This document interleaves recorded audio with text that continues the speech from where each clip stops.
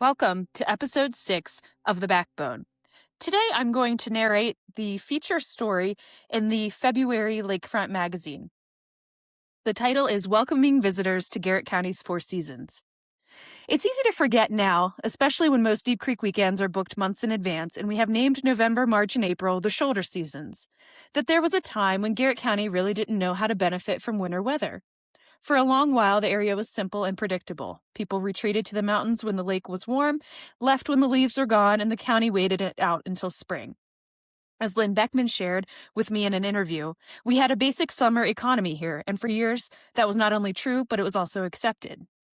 Lynn has seen many versions of Garrett County, but was integral in shaping the early focus on a four-season tourism in the late 1960s as executive director of the Deep Creek Lake Garrett County Promotion Council, Inc. When he talks about those early days, you can still hear how uncertain it all felt, because at that time, the idea that winter could be an asset rather than an obstacle wasn't obvious at all. Snow, after all, is romantic only in hindsight.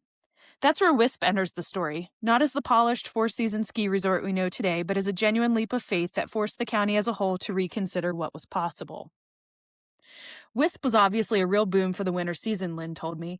Through the visionary leadership of Helmuth Ace Heiss 70 years ago, Wisp Resort changed the economic and psychological calendar for the entire western Maryland region. The Promotion Council itself was also the result of Heiss's vision and ingenuity. The organization recognizes a major factor in the early development and growth of tourism in the county. It spearheaded a concerted and organized functional effort to make the mountaintop a recreational destination, and its membership included small businesses, county government, county leaders, and other organizations with a common goal to create a viable tourism industry worthy of Garrett County's attributes and opportunities. Although the council no longer exists as a standalone entity, it played a significant role in the county's formative tourism years. It has since merged with the Garrett County Chamber of Commerce. What really stands out in talking with Lynn about his experience, though, is his deep appreciation for Garrett County. Lynn's perspective on all of this is shaped in part by the fact that he didn't just come across as a promoter, but as a communicator.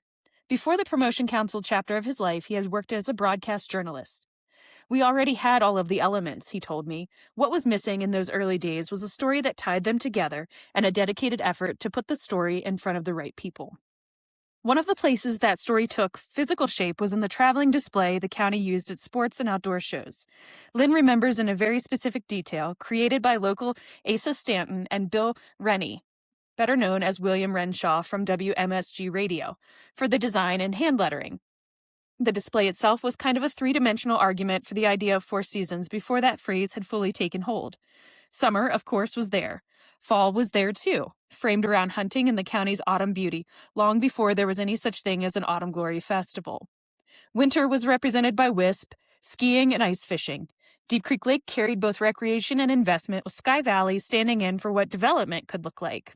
Even spring had its place, promoted as the season for freshwater fishing in the lake and the mountain streams. And then there was the trout. One of the most eye-catching parts of the whole display was a large taxidermy-mounted trout, and at that time held the Maryland state record for its species. The fish had been caught by Simon Cogley in the Red Run area of the lake and usually hung at Johnny Marple's bait house along Route 219 when it wasn't on the road. For each travel show, Lynn would borrow the mount, load it up, and hang it on the display, a literal centerpiece meant to stop people in their tracks and start conversations. Every year, the circuit of travel and sportsman shows would culminate in a show in Cleveland, which was billed as the premier show for both the U.S. and Canada markets. It was also the biggest by far, and also, in some ways, is the most challenging. The crowds were large and curious, but they were also skeptical, especially when it came to the idea of going south to ski. Lynn remembers the comments vividly. "Oh yeah, skiing in Maryland, down south. Yeah, I bet." That disbelief was hard because Lynn was genuinely excited about the four-season opportunity in Garrett County. In his opinion, where the Wisp stands now is, and has been, one of the quintessential four-season views in the county. Where the slope is north-facing, thus snow-holding, Marsh Mountain, amazing sunsets, forested hillsides, and sweeping Deep Creek Lake views form a single vantage point of all four seasons. These stories are interesting, and they're a reminder of how much we enjoy here today, only because of a few folks were willing to believe in it early. To hear more from Lynn in his own words, be sure to follow the full conversation on the Backbone podcast, available on Spotify, Apple, and YouTube.